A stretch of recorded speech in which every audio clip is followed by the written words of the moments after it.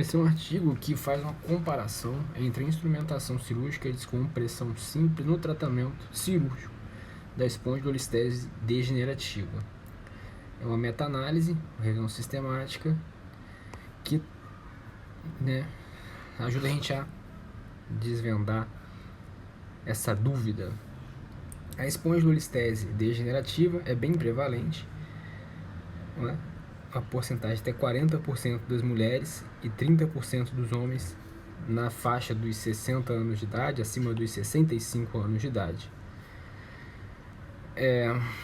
E a patogênese dessa doença é a degeneração da coluna lombar,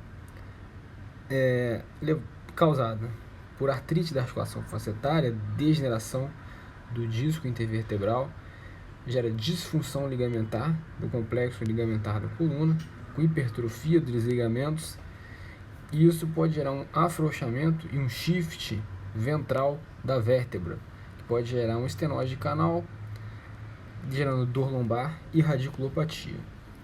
O objetivo desse trabalho, então, foi comparar esses dois tratamentos. Tratamento simples versus a instrumentação. Ele usou só como instrumentação parafusos pediculares e ele avaliou 3 desfechos primários, tá?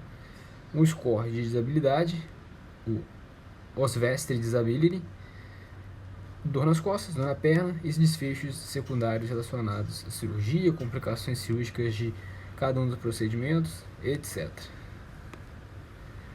Foram selecionados no final 4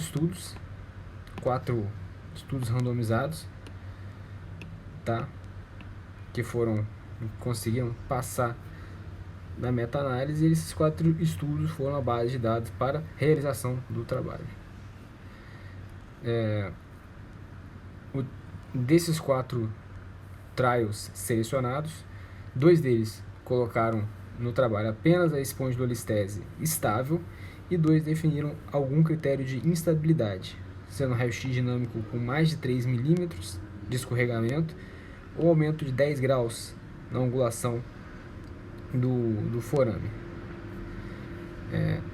Todos eles tiveram pelo menos 2 anos de follow-up, a média de idade foi de 60 a 70 anos e o grau de escorregamento vertebral vai de 5 a 8 milímetros. E aí, aqui uma análise dos desfechos avaliados por estudo. O score de disabilidade, de disfunção, o Oswestry Disability Index, tá? Esse score ele teve um resultado um pouco mais favorável em relação à descompressão com artrodese. Foi um pouco mais favorável à realização de instrumentação, sendo menor esse score nesse grupo de pacientes. Em relação à dor na perna, não existe diferença significativa entre os 2 grupos, sendo um pouquinho mais favorável para descompressão simples. E a dor nas costas, a descompressão simples também foi um pouco melhor, foi um pouco mais favorável. Em relação àquelas complicações perioperatórias, a descompressão simples ela gera menor perda de sangue, menor tempo de internação, menor índice de recuperação, uma cirurgia mais rápida, tá? E a descompressão com artrodese é uma cirurgia mais cara e ela tem um risco de 9% de causar doença do nível adjacente. E não existiu na avaliação do estudo uma diferença no score de qualidade de vida. Não se identificou diferença significativa na qualidade de vida do doente. E aí, essa aqui é a tabela dos resumos dos achados, que foi o que foi mostrado anteriormente, em relação ao score de disabilidade, dor nas costas, dor na perna, recuperação, as complicações perioperatórias, perda de sangue, e enfim, o resumo do que já foi dito. E na discussão, ele pondera no artigo, tá, alguns autores que falam alguma coisa. Na Spinal Society recomenda que a cirurgia com instrumentação seja feita quando você tem uma falha no tratamento conservador, que sempre deve ser tentado, quando você tem um escorregamento de pelo menos 20% no sentido anteroposterior. Tem que tentar preservar as estruturas mediais, as facetas, e isso aí seria um equivalente à instrumentação. Sharif indica a artrodese nos pacientes que têm sinais de instabilidade, pacientes que têm algum grau de deformidade espinhal, pacientes que vão sofrer facetectomia na cirurgia já definida, sabe que vai entrar para tirar a faceta.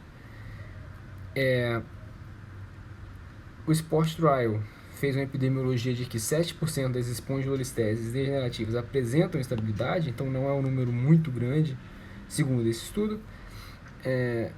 A dor na perna é o sintoma mais comum em 34% dos doentes, e a dor nas costas em 26%. Não tem evidência, então na literatura atual, não tem evidência para esse uso excessivo atual que existe de artrodese. E a presença de espondilolistese degenerativa não indica instabilidade. Porém, no corte sagital, você pode ver a orientação das facetas, pode ver se tem a abertura da faceta, né? Se ela está degenerada com líquido intrafacetário, isso pode ser um preditivo de instabilidade. A avaliação da articulação facetária em si. Na espondilolistese degenerativa, então, ela é dividida na literatura em estática, estável, tá? Que não muda sua posição no raio-x dinâmico, ou instável. Apesar disso, a diferença no escorregamento de menos de 3 milímetros na flexão e na extensão é o que é mais mencionado na literatura como um sinal de instabilidade, um escorregamento de 3 milímetros. É um fator aí que é utilizado. E a fusão não tem mostrado vantagem no tratamento isolado da estenose de canal lombar. A ressecção dos componentes posteriores da vértebra pode levar também a um risco potencial de desenvolver uma instabilidade iatrogênica causada pela descompressão. Então, do mesmo jeito que a artrodese pode causar a síndrome do nível adjacente, a descompressão pura pode gerar também uma instabilidade iatrogênica. E esse risco é comparável entre essas duas patologias específicas de cada abordagem cirúrgica.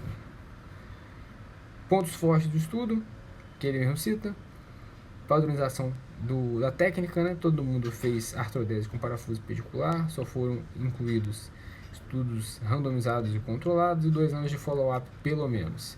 E os pontos fracos é que ele avaliou um grupo muito homogêneo de doentes, só na faixa etária de 60 a 70 anos, que é a faixa etária mais comum, e que 2 estudos que foram vistos não mensuraram, não levaram em conta a instabilidade para tomada de decisão cirúrgica, e os que colocaram instabilidade não houve uma padronização de como eles quantificariam essa instabilidade. Ele sugere esse artigo, que tem o objetivo de fazer uma graduação, uma classificação clínica e radiográfica para espondilolistese degenerativa, botando ela como instável ou não, o CARDES.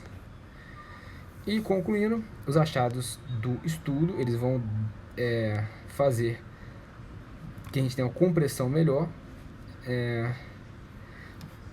dessa patologia, dando para o nosso doente uma melhor decisão, para melhor da qualidade de vida dele, da segurança dele, e que, na opinião deles, a descompressão simples é uma opção superior nos pacientes que têm a espondilolistese degenerativa estável. Então, a estável faria só a descompressão simples, e essa conclusão pode ser usada também naqueles pacientes que são muito ruins, pacientes que têm muita comorbidade.